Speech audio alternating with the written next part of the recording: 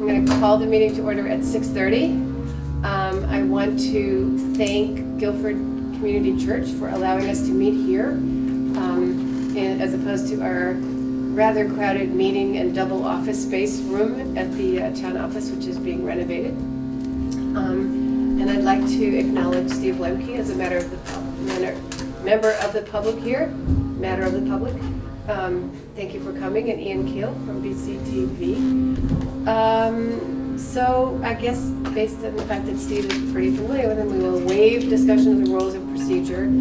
Are there I also need to say that Gabby is at a board meeting in Burlington and probably is not likely to make it, and Richard is not feeling well tonight, but we still have a quorum.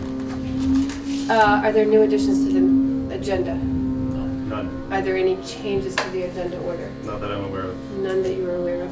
So having had a chance to read the minutes of the regular meeting of July 9th, is everyone okay with them?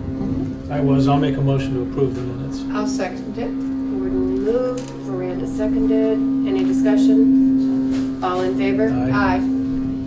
Highway. Dan Aye. Standen?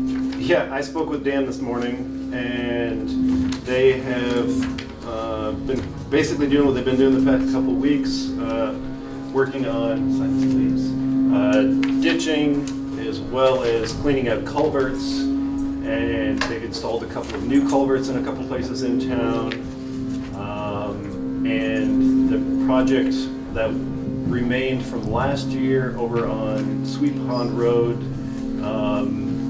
through discussion with the state, was changed slightly. It was supposed to be grass line ditches, but there wasn't enough town right of way on Sweet Pond Road where the work needed to be done, so they switched it to be stone line ditches, and MT3 has already finished half the project. Is it more expensive with stone line than grass? Dan is estimating that it should only change very minimally. So still Because be it's covered more- in the grant? Well, the town will still have to pay at least 20% of it because it's a 20% match.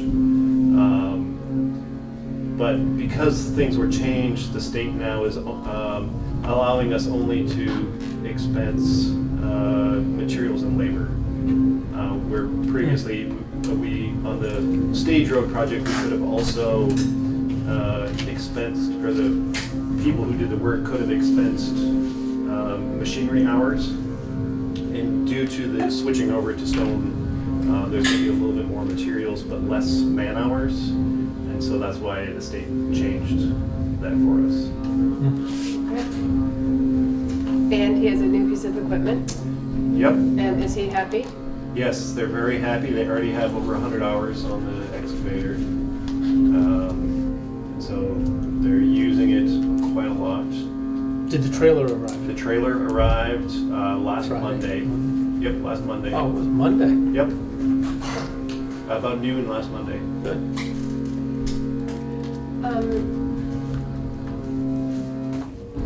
Highway general equipment.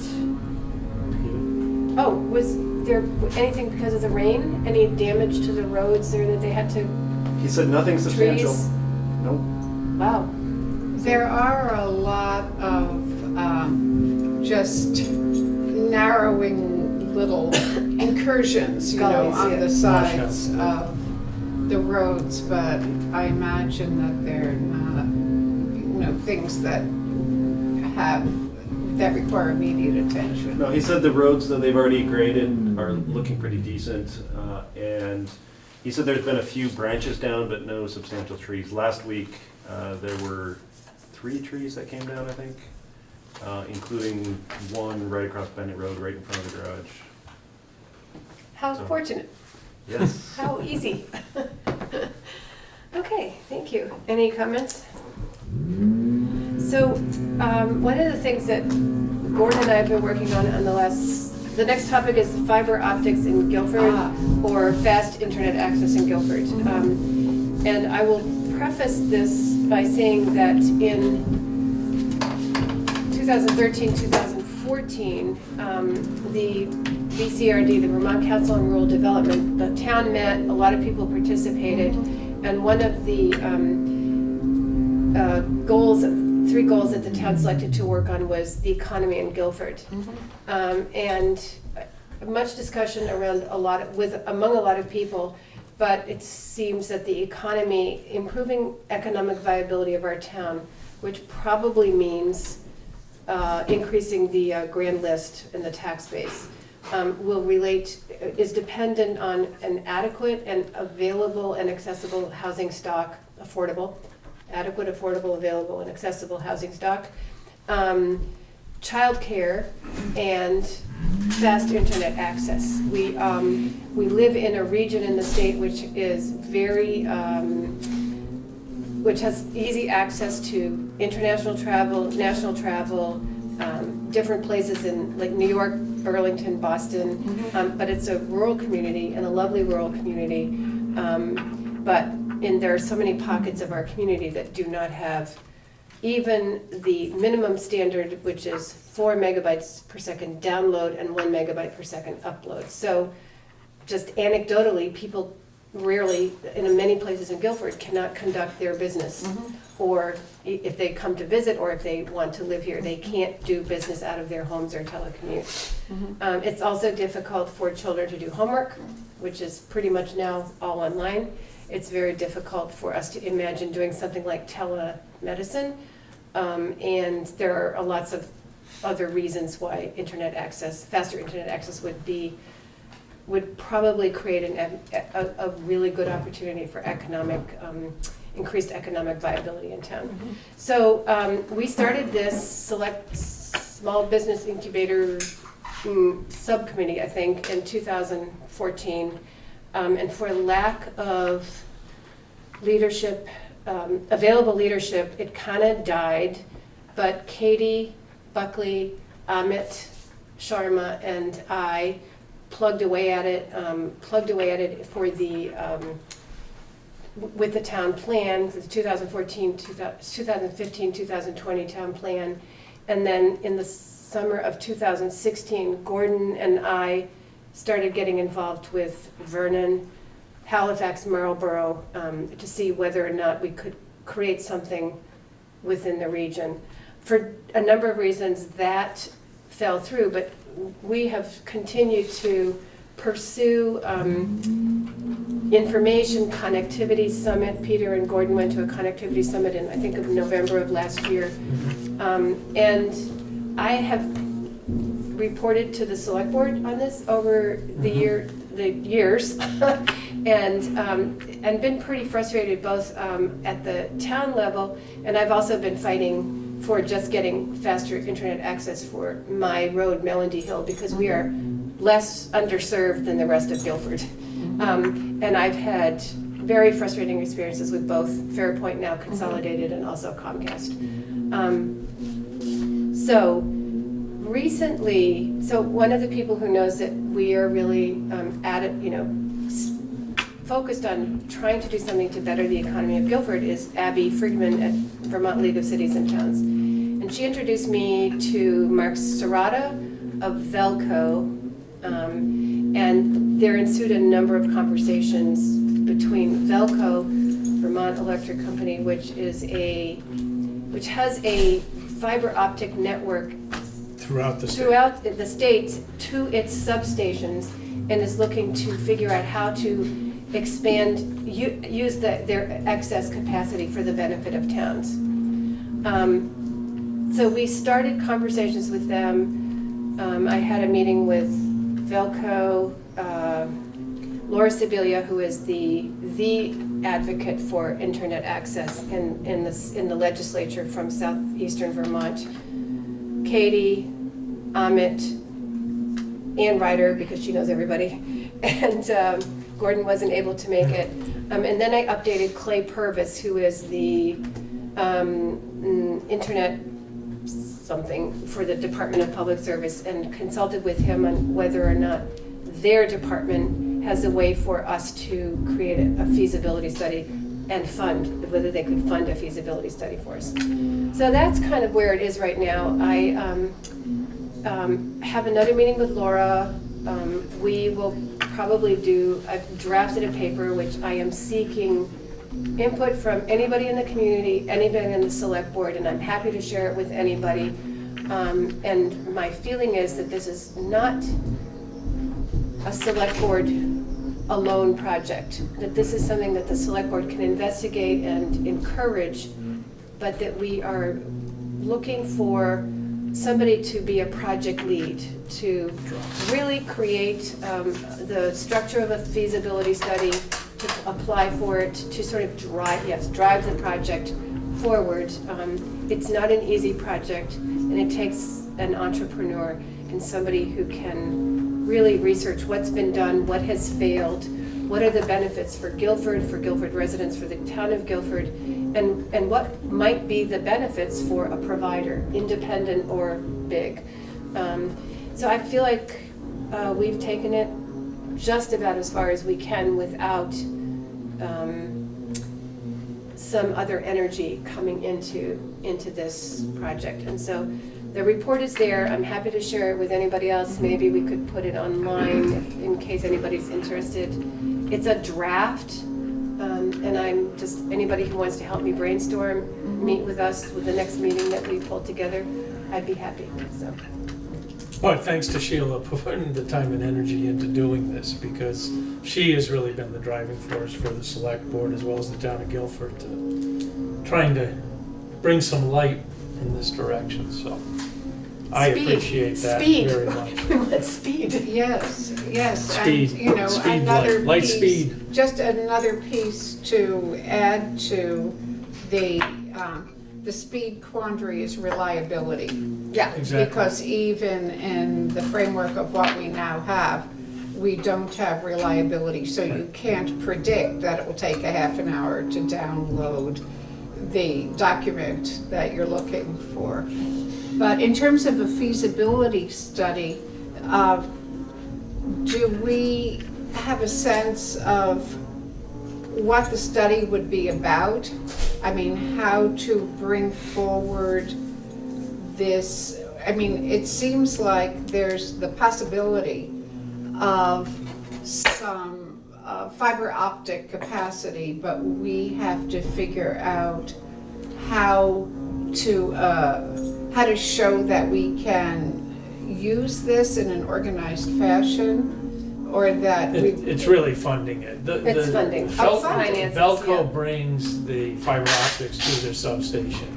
Oh. And it's right down Right. the road here. So it's how do we get it from there into the Okay. town and throughout the town more than anything. And Okay, that's what's really so gonna. it's really a grant It's question. yeah. It's coming up with a way to figure out, you know, how we can manage the cost side of expanding that fiber optic network. There are regions and communities in Vermont that have either embarked on this or gotten partway to getting fiber optics to many people. But I'll just use as an example Melody Hill. It's Right. 2.1 miles from bottom to top. There is fiber optics at the bottom. And I was able to get initially 12 and then 9 households within a mile. So to who would commit to subscribing if there was fiber optics there. Each household would have to pay approximately $7,000 to get for their share.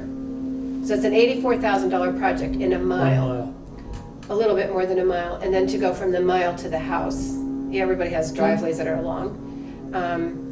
It would cost, of that $84,000, Comcast would have paid 19, and the property owners would have had to pay the remaining 64. And then they have to commit to a 2-year contract with Comcast, which is actually, it seemed to me that would be of some value to Comcast, to have, you know, customers for 2 years, but apparently not. And actually, the service would have been a lot less expensive than what most people pay now. But that $6,000, you know, getting it to the house is just insurmountable. It's not So, manageable. and so that's an example of one road. I get it. So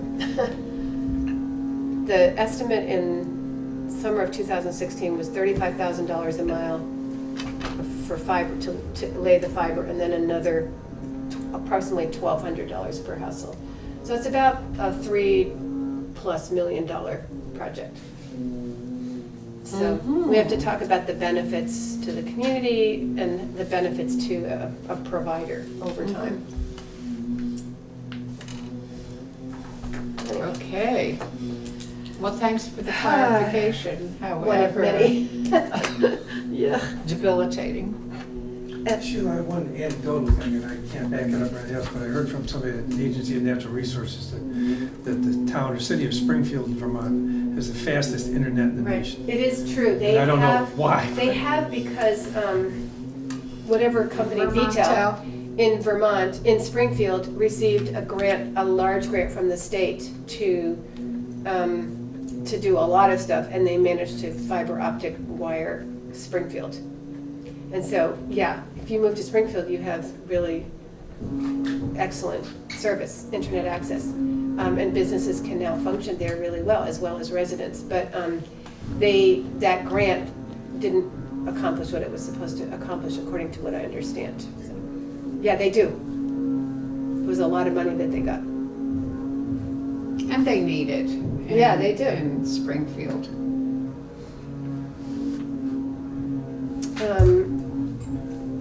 Peter, we have to set the tax rate We have for to set the tax rate. 2019. Yes, so the second select board meeting of every July, the select board sets the tax rate.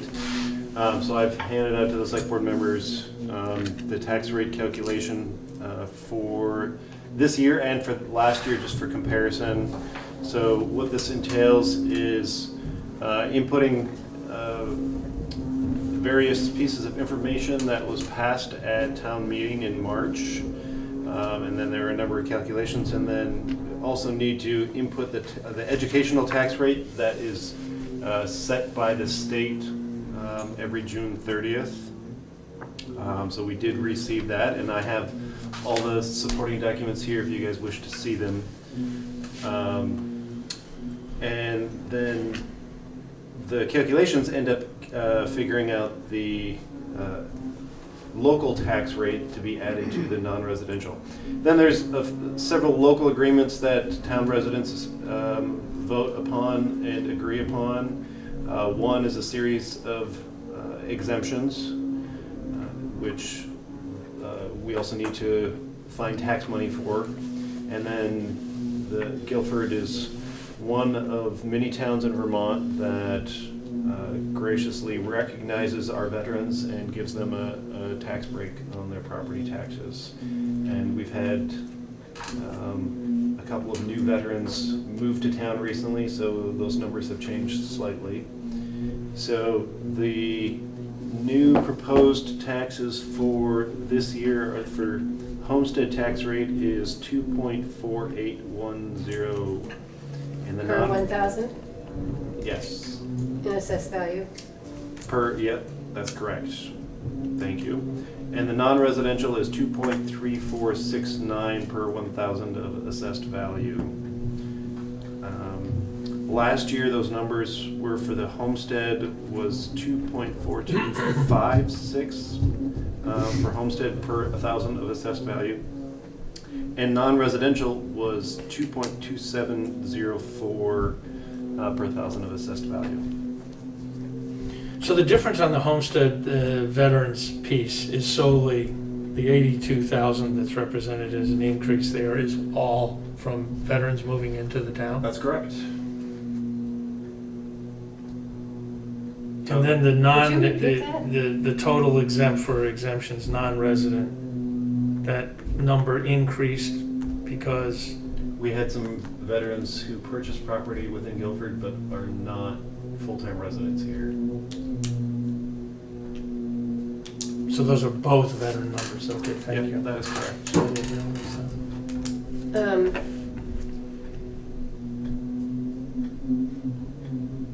And we give our veterans, would you tell me that one more time, because I didn't realize that. Is it a percentage, or is it? Nope, it's a flat 40,000 off of their assessed value. thank you, I didn't realize Yep, and I had Lisa clarify that for me, with me this morning. So the total exemptions are $737,000, is that what, That's correct. and that is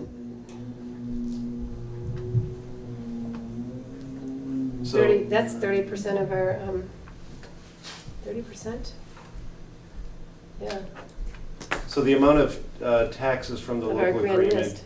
the amount of taxes that need to be raised from the local agreement is $11,989.84, which you can see Yep, in the very last column.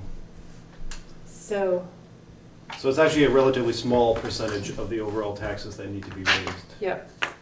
But the total, but if we add 327 plus 320 plus the 80, that. And what's we the, get to 737,000, which is, how does that compare to the grand list of 2,387,000? That's like 30% of it, right? I'd have to ask Lisa how that number specifically relates to the grand list to be certain. I don't want to give you an incorrect Yeah. answer. but just, okay, with your understanding, Yep, with the total exemptions list, yep, we start with the first one and it says voted exemptions, non-resident veterans, Yep. correct? yep, So that's that number. Then it's homestead veterans, correct? yep, And then it says non-resident. yep. That went from 0 to 80. Yes. So because- what is that representing? So that means that there were two people who are veterans who have purchased Okay, either property or a second home. I can't specify what type of property they purchased, okay. but they are not full-time residents within Guilford. They, I get this, so go up top now where it says exemption non-resident. So What's that? So those are exemptions that the town votes on. For example, at town meeting this year, one of the articles was to exempt the Broadbrook Community Center and the new additional parcel from taxes for the next 5 years. There's other parcels in town that that people, residents have voted on, such as the church we're sitting in, to be. Exactly, so that has nothing to do with anything with our veterans, those Nope. are just simply Okay. It's only the bottom exemptions two. for the town. The That is bottom correct. two are, thank you for Yep. the clarification. Yep. So the total of 400,000 is our veterans. Yeah, okay, so that's Exemptions. not 30%. But it increased for just our vets by It did, $160,000. that's correct. I have a Which is question pretty significant. about the non-resident veterans exemption, and I wondered how long ago that exemption was created. Whether we know that. I don't know the history of it within Guilford. Okay. I'm sorry. I can No, look I into mean, it it's if you just want. that this is the first time that I've really looked carefully at this, and I realized that I didn't personally have a framework for understanding it. This is laid out very concisely. It's the first time I don't remember seeing, and maybe I did, I just don't remember it. This document last year, Yep, was it the it's same exact document? same thing I I gave thought you we guys just last year. voted on the tax rate Nope. as prepared by the state. So, Thank you. can I just, so, of the taxes, taxpayers are paying $101.70 per thousand for education if you're homestead, That's correct. and $156 per thousand if you're a non-resident. Roughly, yes. And then an additional 78 cents per thousand for Guilford expenses. That's correct.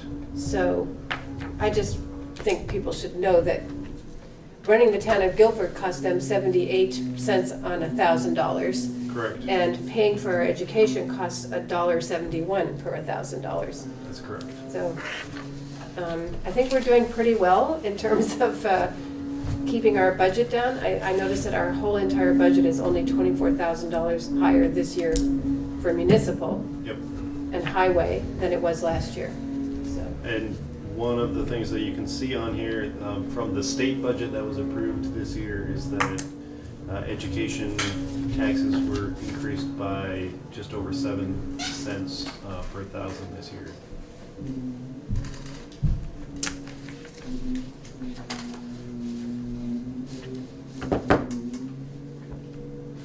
yeah, and our rate stayed the same. Yep, that's correct. the municipal rate stayed the same, so it's all education, which is fine, I guess. Do I have a motion to, any more discussion, questions?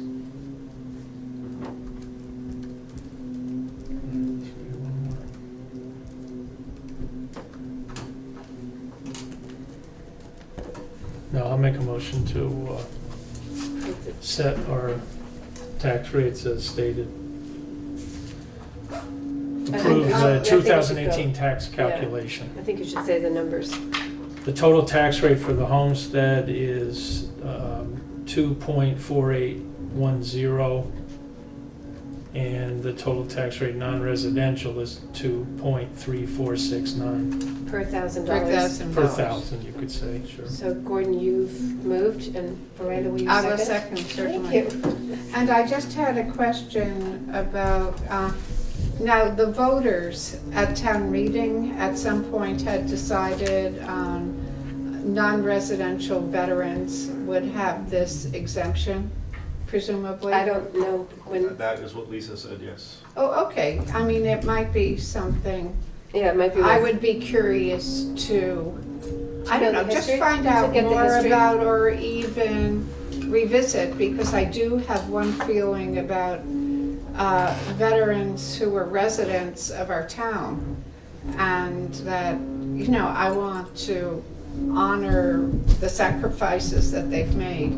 And I'm not sure how I feel about non-residents having the capacity to get a second home, and whether we need to be supporting them as well.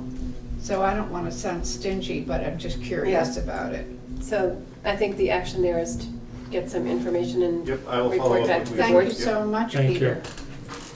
If I could offer from the citizen's point of view, I think it would be good to have a revisit of all the veteran benefits, because when I hear 40,000 flat, it seems a little strange to me that no matter what you own or what you buy, it's 40,000 flat, not a percentage of things. So I think just for this board to understand the genesis of the discount, I mean, of the exemption would be good, so that when you get that question, you know, in the supermarket, it's clear to answer.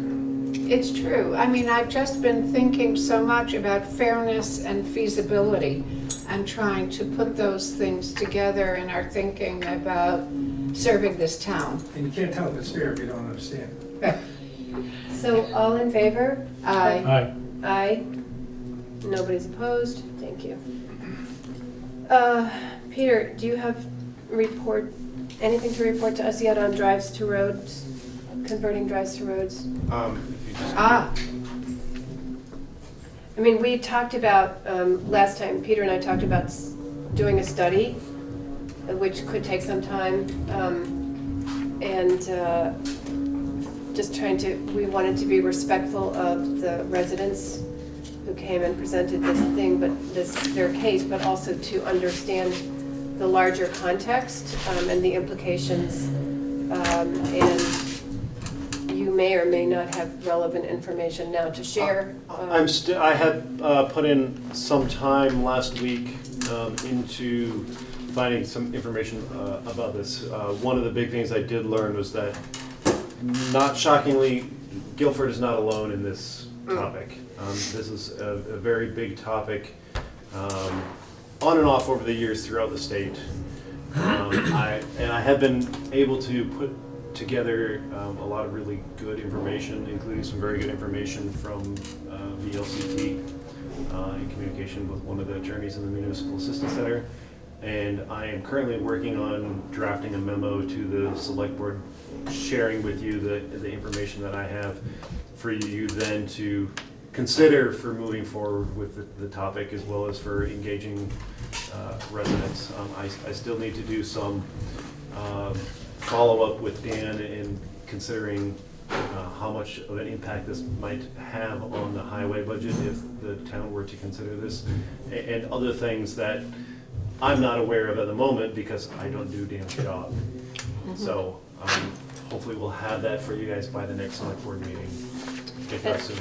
And Peter and I had also talked about, there's actually other traffic and road considerations to deal with safety, traffic, pedestrian safety around in Guilford Center, and what we might consider down here in terms of pedestrian safety in the village. And there was one other, there were three things that we talked about: traffic safety, the roads, and then one other, I can't remember. I don't remember off the We have top a of my- three-pronged study that is going on, I think. Yeah. So I think, good. Well, thank you for starting that research. Yeah, like I said, I should hopefully have stuff. And did you Make it respond to anybody yet on Melody Hill, or are you gonna wait? So the only person who's directly Excuse me. contacted me after the meeting was Richard, and I did respond to him and let him know that you all have tasked me with doing some research on it, and he thanked me for letting him know, Okay. and he did express that he was not expecting this to be a quick answer. Right. So he said they're happy to wait because they would like to see it done well and have a legitimate reason for whatever the decision ends up being, than going about it quickly and missing important details. Okay, good, thank you. Oh, I just realized by looking at the introduction to my old Kitchen Talks project that we have 63 miles of dirt road in our town as of when I wrote that. And so that's an awful lot of road that our crew is taking care of. And Out of the 99. Yeah. yeah, was it 13 miles of paved I think road? it's 14 miles of pavement. 14 miles of paved road, that isn't state highway, right? That's correct. Okay. Just a reality check in my head. Town mowing bid. So, after the select board made your decision regarding the cemeteries and that it would remain the same, we still had the topic of keeping the town office mode and keeping the library mode and what's gonna happen with the playscape. And so, as of the end of the fiscal year, we haven't had anyone doing this. Shall we say, concerned resident in town made some, that has not been involved with this process, made some inquiries for us. Actually, Tyler Higley of Expert Lawn Care presented a proposal for mowing the town office, the playscape, and the library. So one of the things, in order to make it worth his time, he would like the select board to consider a 3-year contract, instead of going just once a year and then having to resubmit. And it takes work for him, and he's got a very busy schedule. So he broke down the cost. I shared these with the select board, and so he broke them out for regular mowing, spring cleaning, and fall cleaning, which were the primary things that he requested. And his total 3-year contract for all of the 3 properties was $25,470. So that breaks down, $7,000 a year. yes. But why would he include the playscape if Vermont Roadworks has been doing that gratis? They've done it twice gratis, but they have not indicated that they're going to necessarily continue. So that's something different from what I understand from the rec commission's comments. I'm not sure, but I don't think that that Vermont Roadworks wants to continue to do the playscape gratis after their experience of the RFP. From the last communication that I had with Tara, is they were only going to do it gratis if they got the contract. Mhm. They have done it twice up till this point, but that was prior to the submission of the proposal for the RFP. And how are we reconciling mowing of the playscape with the fact that taking on the playscape was to be at no cost to the town? Are you asking me? I'm asking No, that was one of the things that came Yep. out of my, viewing of this. The other question I have regarding this is what, if we exclude the playscape, Yep. what were the numbers that we had this done for last year? The other three, the town offices, the library, and the. Well, That's three, the town office and library. And there's no. And Well, the the historical Historical Society is on here, but it will not be, the Historical Society will not be billed to the town. That will be, while the town does own the property, I've spoken Okay. with Robin Frazee, and he asked for it to be included, but the Historical Society will pay those costs and will be billed separately from the town. Okay. And so for ease of use, for Tyler, instead of having to submit one to the Right, town okay. and one to the Historical Society. That's fine. He included them together. And I appreciate what Tyler's done here. My other question was for, and I don't have the number in front of me, I want to say the spring and fall cleanup across the board on a 3-year contract was close to, it was $6,000 or something total? It's for all the- $150 per time for the library, and it's $300 per time for the town office, and it's $400 for the playscape. Okay, then my math was off a little. So 400, and then what were the other, I thought it was So- 3 and 1. So for the library, it'll be $900 for all three. Annually? For all 3 years. It's $300 annually for the library. Okay, It is Say that again, 300? $600 annually for the town office. okay. And what was the playscape? Because that The was- playscape is $800 annually. For how many, This did is they 800 per approximate how That's many? fall and spring clear. Oh. Okay, so let me just finish with Peter here. So- So it was 900 for the 3 years, 600 for the 3 years. Oh, no, okay. Do you want it annually or the 3 years? I want the total? 3 years, I can Okay. divide by 3. and Okay, then so go back the to- library is 900 for 3 years. Yeah, The playscape is 2,400 for 3 years. okay, And the town office is 1,800 for 3 for years. 3 years.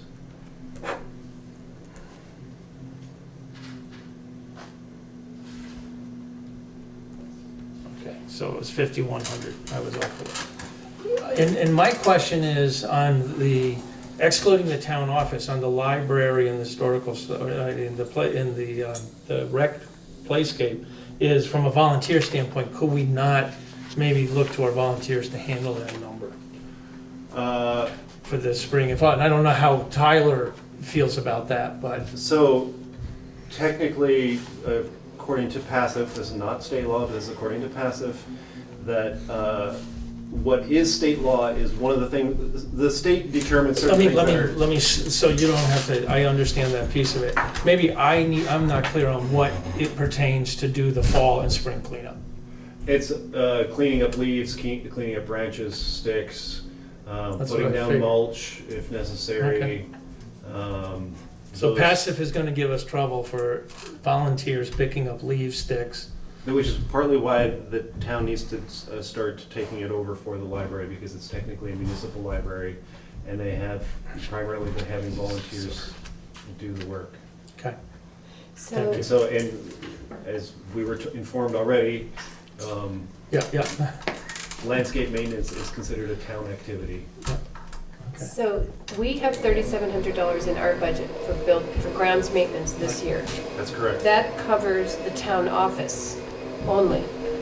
It doesn't cover the library, it doesn't cover the historical society, and it doesn't cover the playscape. So where's the rest of the money gonna come from? That is one thing that we need to figure out.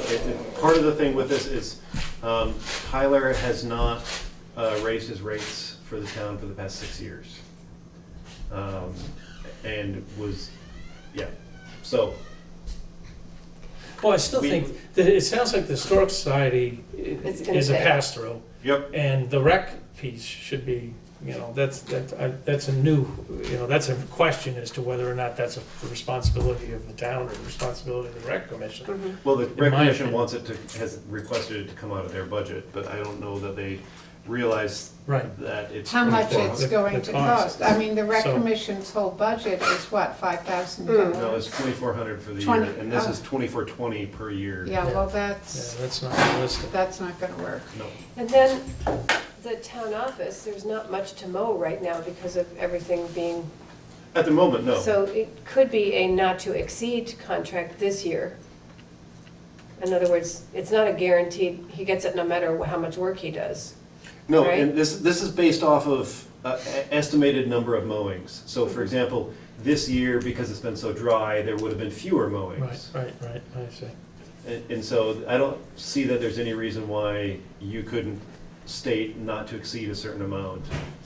Madam Chair, Sir, could I ask you to pause? I have a battery that is just about to die. Yes, sir. So we're going to Okay. pause for a change of battery.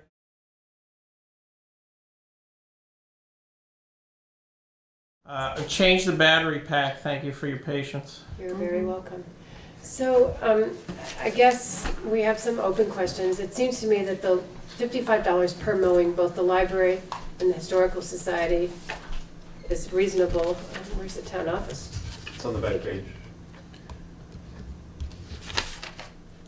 $75 for mowing the town office, which is bigger, okay, reasonable. Fall cleanup, spring cleanup and fall cleanup of $300 each or $800 each is a lot per year. And I think you're right, I think it would be worth finding out from the library and the Historical Society if they can cover that themselves at no cost, therefore there's no passive vulnerability, it's just volunteers taking care of this.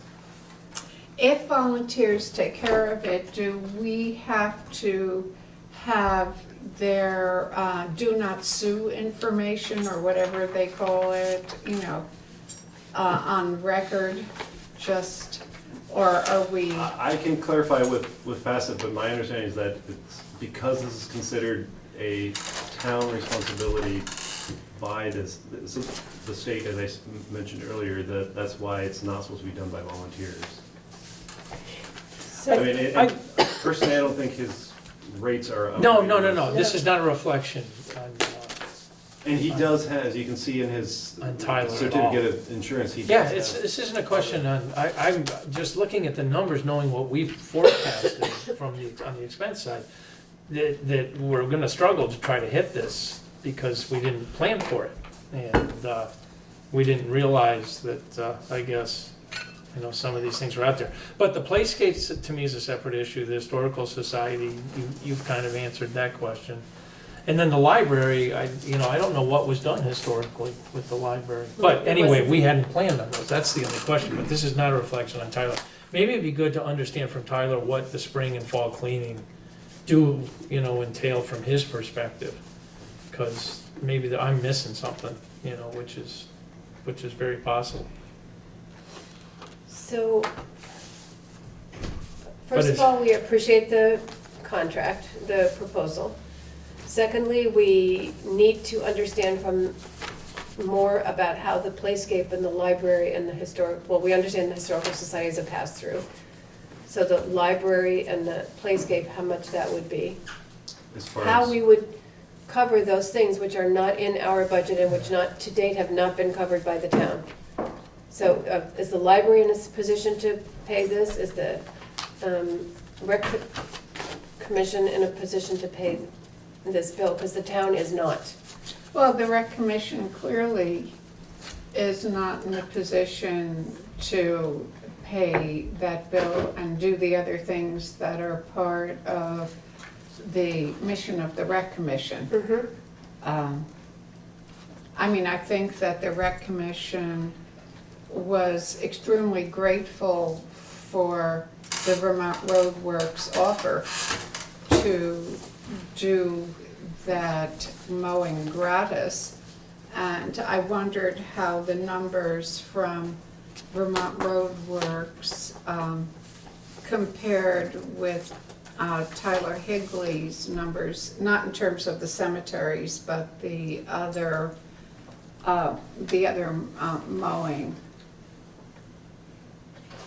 for the, not for the cemeteries.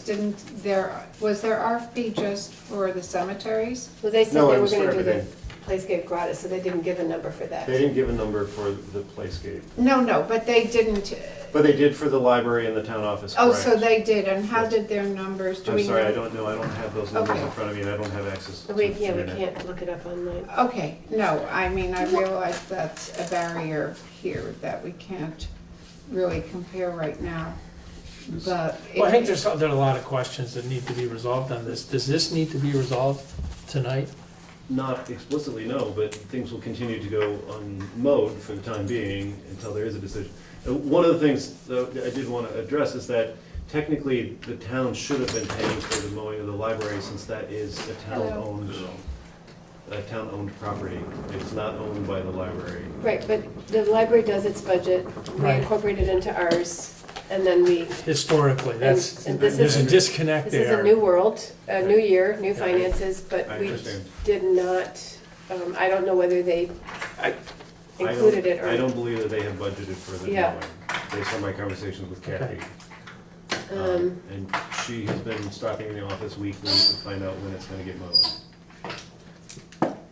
So, Well, how about if we approve his mowing fees proposal for the For the town office, Office and the library, and the historical society, and well, figure you don't out, need to approve the historical society, that's gonna Well- be, go directly to them. and figure out how we can deal with the rest. That's legitimate. And, I mean, the thing is he's likely to do very minimal mowing at the town office for the rest Yeah, of this, exactly. seasonal year, and it won't really start again. You might do a little bit of fall cleanup, but it might not be much. Yeah, right, and that's what I think we need to understand from Tyler. I think Tyler's very fair, and Yep. Yeah. this proposal, I mean, is there some wiggle room? So what else would you, what do you mean, is there? What consists of the spring cleaning and the fall cleanup, from his perspective? Yep,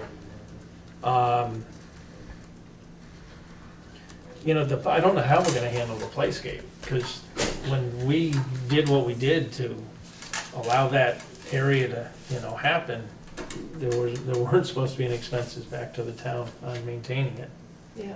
was my recollection on that. Is there any money in the rec commission reserve fund? We don't know that either, but we might look at that and see. no, because they were not approved to have their funds roll I over. thought we rolled them over last year. Okay, Or I'll did they look spend into- everything? I will look, Why don't we double check that, just to see? So I think the point here is we will look for funding for the rest of the contract. Yep. But we need to have some sort of creative thinking from the library and the rec Yep. commission, as well as understand the extent of spring and fall cleanup. Yep, so I have, just for recap, I have questions to follow up with the library, with the rec commission, with Tyler, as well as looking at the feasibility of taking care of the playscape. Well, I was also just thinking that the value of mowing the playscape, if Vermont Road Works would do that gratis, I wonder if we want to revisit what their offers were about mowing the other, the town office and the Historical Society and the library. I don't have it in front of me, but I wonder if it would be worth revisiting that. Did you As far happen as to look?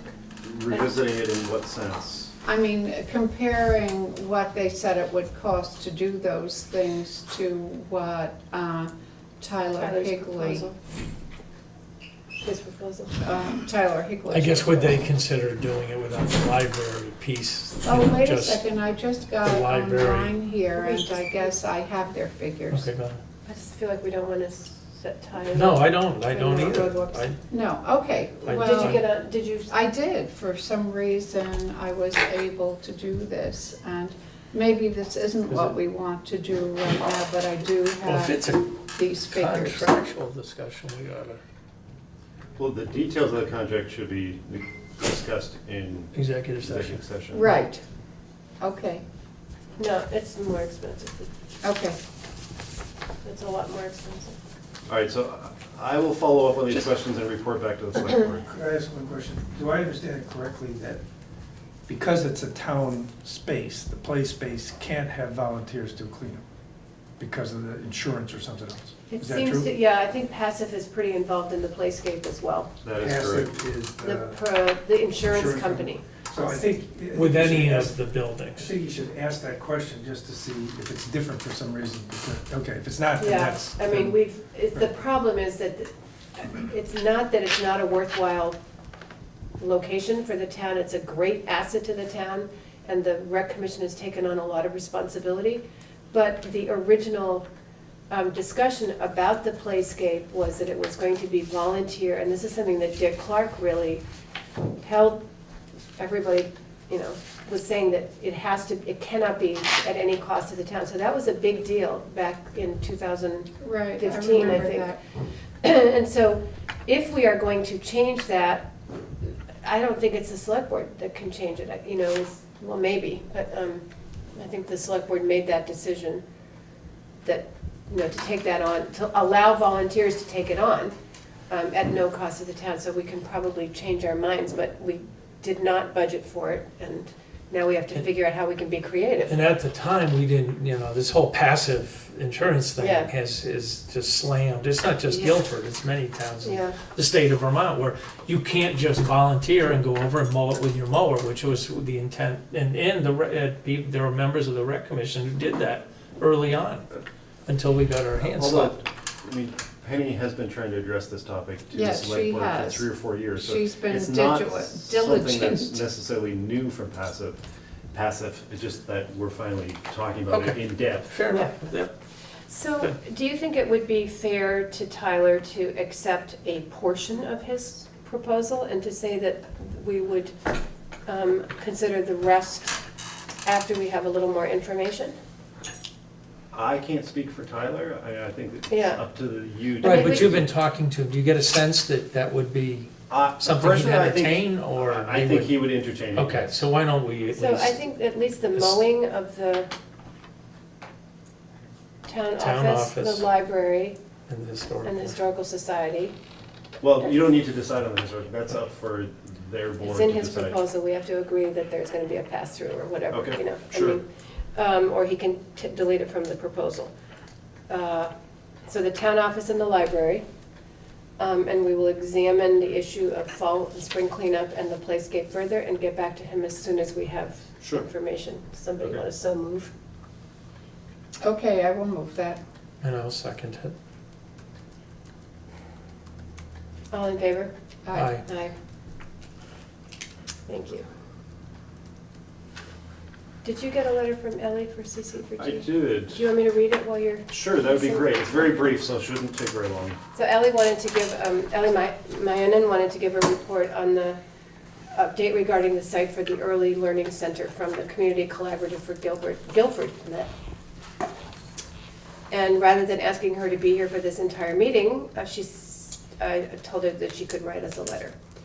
I am excited to report that at the school board meeting on July 16th, the board decided to support the exploration of the idea that CC4G purchase some land from the Guilford Central School to create an early learning and resource center. Guilford Central School and CC4G would create a campus to serve families from birth through 6th grade. Exploring this idea includes determining the process and the legalities of such a property transfer and a site feasibility study. We see this collaboration as benefiting the school as well as Guilford families and community at large. And then she says to find out more about what is happening, contact her at cc4g@gmail.com or attend some of the upcoming school board meetings. Thank you for the time. Sincerely, Ellie. That's great. Wow, Yeah, and that's been they've been exploring options, especially in Algiers Village, but, having to go outside because there aren't a lot of feasible locations. Well, it makes a lot of sense, in the I village. think, Right there by the to school, be yeah. there. it seems For like a familiarity. tremendous boon. And so is that just information sharing, or would they She was just- want some kind of No, endorsement she from was us? just sharing the Information information, yeah. Well, That's that's, awesome. I wish they could do it right in the school building. I mean, that. Right. She does too, I think. Yeah, And I wish that the school board would explore that, as per Katie Buckley's comments at the school board meeting. It seemed like, I'd like to see us try harder to do that. so you can go to the school board meetings. That's right, I can. I believe there's going to be a discussion, oh no, that's a different discussion. Okay, so flood and fluvial erosion hazard ordinance and property values. So we have begun to, we've done a fair amount of research to address some resident concerns about property values being impacted primarily negatively, but not necessarily, potentially by the flood and proposed flood and fluvial erosion hazard ordinance. And there's been a lot of research and looking at what towns in Vermont are doing. And we kind of came to the point that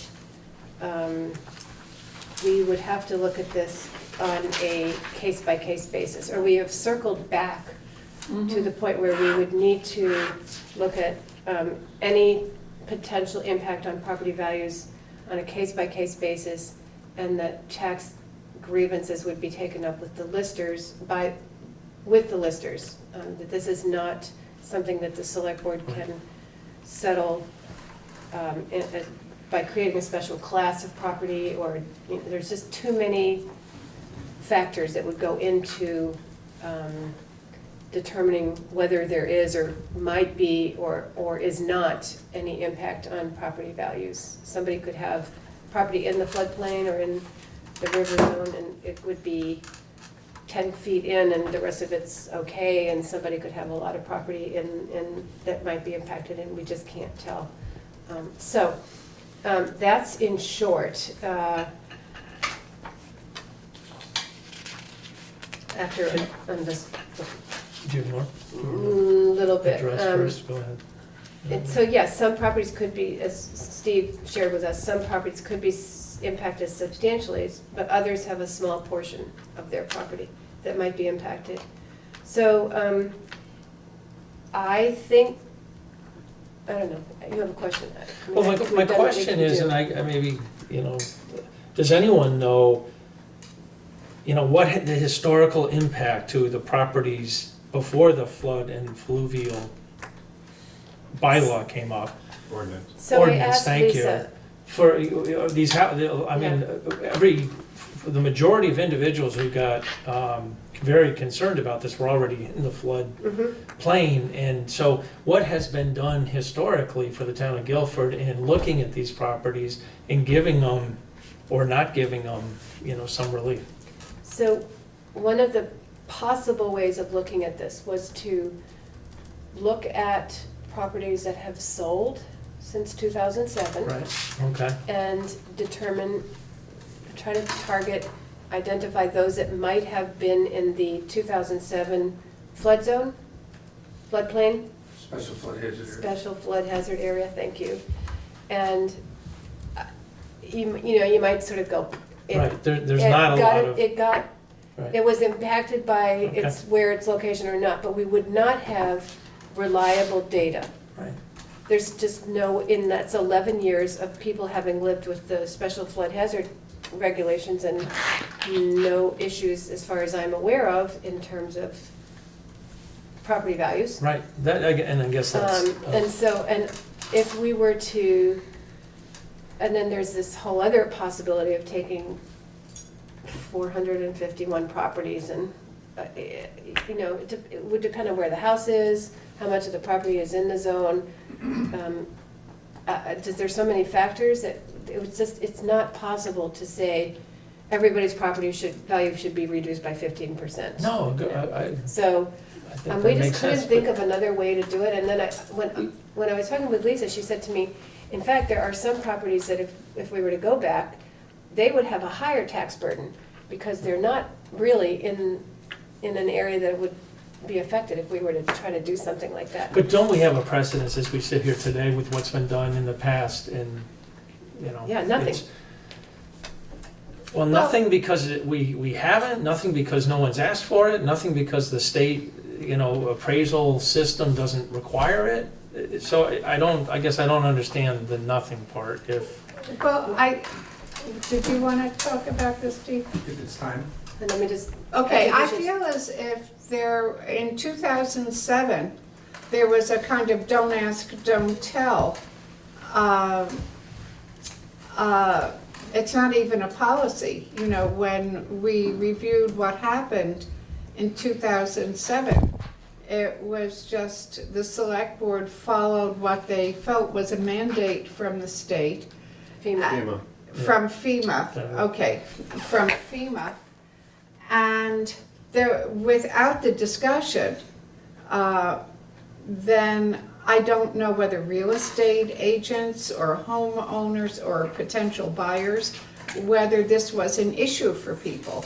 And now that we have the information all out here, we're just puzzling through what's fair and what's feasible and trying to come together and be compassionate and reasonable.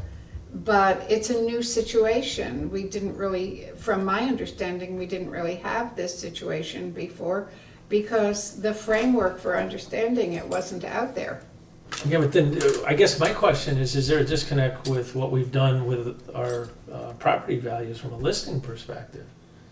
Because our listers, go ahead, Steve. Steve, First of all, the issue began in 1989, not in 2007. It Okay. began in 1989 Right. when the town joined the National Flood Insurance Program. Okay. And FEMA says if you're going to be in, you're going to be in, and you're going to have special flood hazard areas, and these are the mapped areas. And that's been there since 1989. Admittedly, in 2007, those maps were updated. But that wasn't just for Guilford, that was across the state.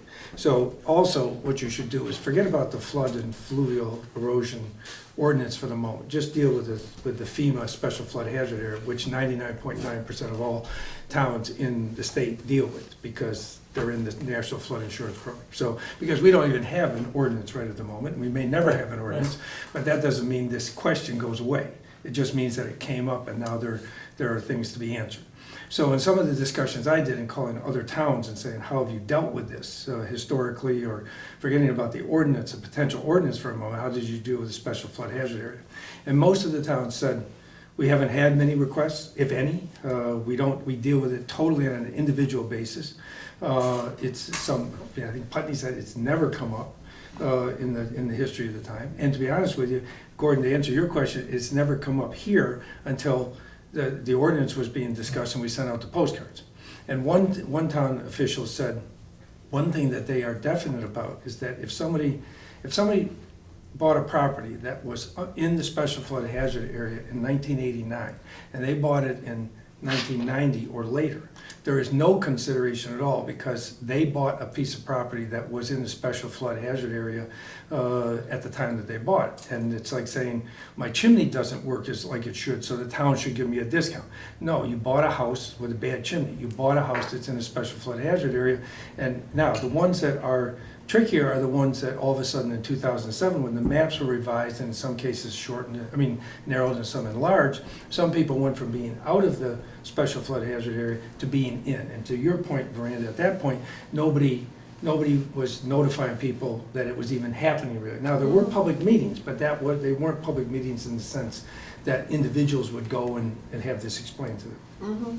So I would 100% recommend that you do it on an individual, that you say, we will consider it on an individual basis, because every one of these situations is so unique. Somebody could have bought a piece of property, the day before the ordinance goes in, they didn't know anything about it, and the entire parcel is in the river corridor ordinance, or the flood. I'm gonna call it river corridor because it's just easier than fluff. Right.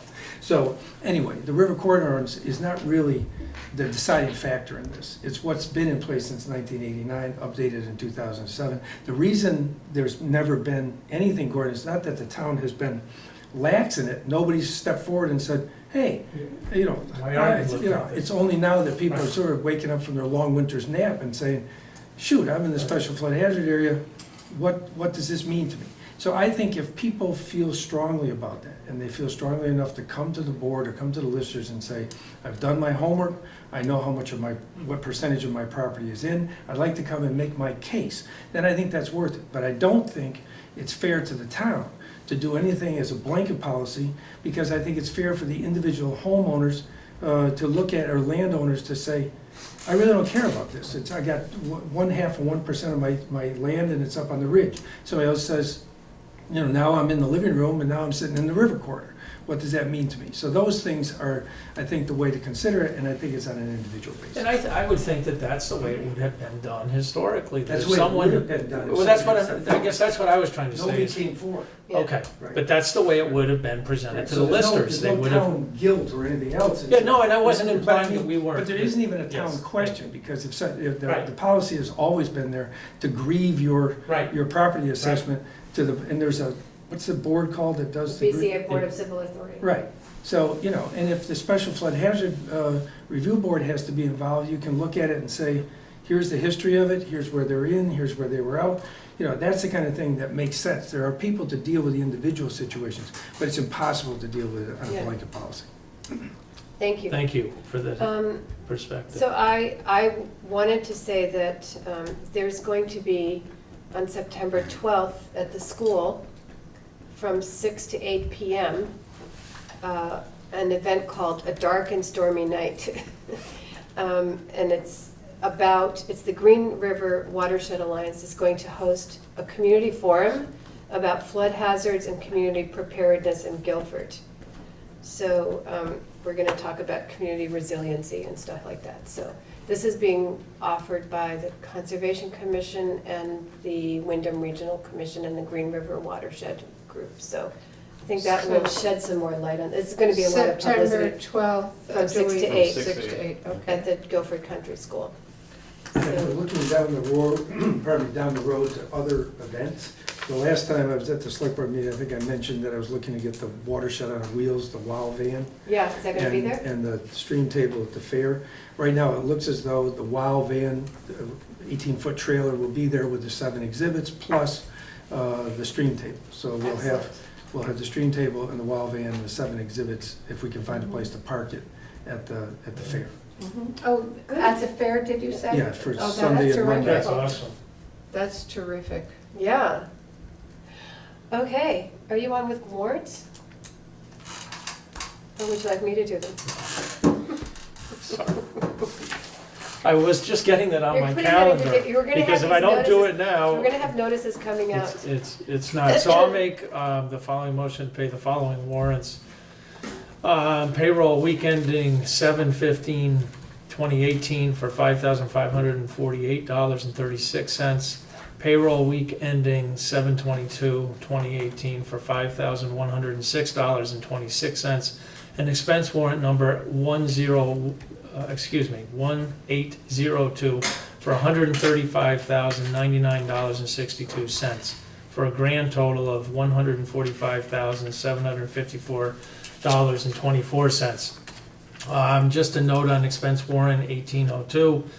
A major expense of almost $112,000 was for our new John Deere excavator that the town is using. Already put on 100 hours in the first 2 weeks. Week and a half. Week and a half they've had it. But anyway, that's the major expense there. There was almost $7,000 to Blue Cross Blue Shield, and then Wyndham Solid Waste had one of our quarterly amounts, I guess, of $4,600. Down from about 6,000 Correct. last year, which is Whatever it was nice. last year, that's correct. But those were the major things that stood out. Yeah, thank you. Miranda, do you want to second that? Certainly. Thank you. All in favor? Aye. Communications? The only communication, which I shared earlier with the select board today, is that we have officially received the amended CPG for the Kirchheimer Drive solar project. It was submitted to the state last week, and they had a deadline of close of business today to submit it to the town and the abutters. And so it was dropped off in person by Peter Thorell today. So I have a hard copy at the town office for anyone who wants to come and view it in person, or you can create an account on the Public Utilities Commission website and download all of the documents yourself, and there are many. And the documents, all of those documents are in the town office? Yes. And did you happen to have a chance to read it? I did We have to not. I sign was- some things while we're talking. Yes, you do. I just wondered unfortunately because. too busy today to take a look at it besides. The one thing I did note is that the deadline for public comment is the 13th of August. Yo, that's not very long. 2 weeks. Yep, Oh, that's public comment, and then we That's public. we get our time after that, right? Yeah. Okay, let me just, If the select board feels that it is not in the public good, then you can submit a letter of intervention. And your deadline for that is a little bit longer. so this is, But you would have to provide substantial information to prove that it's not in public good. let's see, was there a second one We're to coming right sign here. in? No, So just- what does this cover? A change in location or? Like I said, I have not. Okay, you haven't looked, I'm at sorry. it. That's right, okay. You can download all the, you can Yeah. come in No, office. I'm gonna stop by at some point and try to understand. Fortunately, I was too busy today. Yeah, no, I didn't, I'm sorry. And I he- thought I it mean- was titled something. Oh, no. Why are we getting this, in other words? So this is the actual amended application. Okay, so it's an amended application. Yep. So there was speculation as to what it would entail, Yep. but until he officially submitted it to the PUC. We didn't know. And it was approved by them for public comment, we did not know what that would entail. Gotcha, thank you. And which is why we have not stated publicly what it does entail Good. to this point. So yeah, that was all. Would you like to move that we adjourn? Oh, Can oh, I offer something? How often does a report from Wyndham Regional, on the Wyndham Regional Commission activities come before this board? Do you know? Because I'm on the board now, and I think it should be monthly. I think it should be once a month, or once every 6 weeks, or every 3 meetings or something, that the Wyndham Regional Commission report is submitted, because so much of what you're doing overlaps with things that are in the, and the Wyndham Regional Commission is currently embarking on redoing their regional plan. So for you to have appropriate input, you have to go through me or Gabby or direct. I mean, you can go directly, obviously, but that, what a waste of time that would be to have 2 reps and go directly. But I think by raising the issue, it might raise issues that you would want to consider that you may not have thought to comment on. I think we have it on the schedule for once a month, every other meeting, Peter, Wyndham Regional Commission. Yes, that is technically what it is. So we need to remember to do that. I have had up on my documents the current plan, because everybody's been invited to comment on it, and I thought, I don't even know what the current plan looks like, so I should probably look at it. But it has taken a backseat to fiber optics and flood. But in and fairness to Fluvial. the board, with 2 Yeah, reps. Gabby has been, especially now, but she has been updating the select board. And if Yeah. it's not once a month, it's, Yeah, I'm but not it, saying- I'm and not it could be saying- every, I'm not saying it hasn't been done, I'm just saying, but in fairness to the board, I- with 2 reps on the Wyndham Yeah. Regional I think Commission, that's great you idea, shouldn't Steve. have to read the whole plan. We Right. should be Yeah. coming and saying, a Which couple is things you awesome. might be interested in would be this, you know?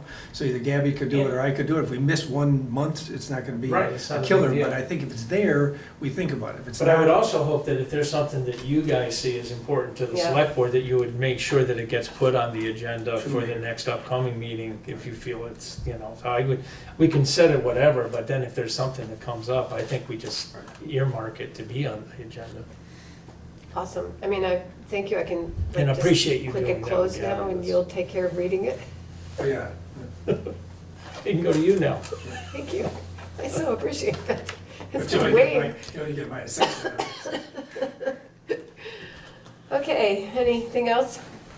I'll make a motion to adjourn. I'll Miranda was second gonna it. do that. Oh, I'm sorry, you were that's gonna do that. okay. And then we started. Gordon, you may have the honors. I would love for you to, and I'd like to make that. Let's not dither. Okay, Gordon moved, Miranda seconded. Okay. At All in favor? 7:43. Amen. 7:43. All in It's not 8 favor? o'clock. Aye. Aye. Let's not forget that. Thank you. Meeting adjourned at Well done. 7:40. Well done, all of you.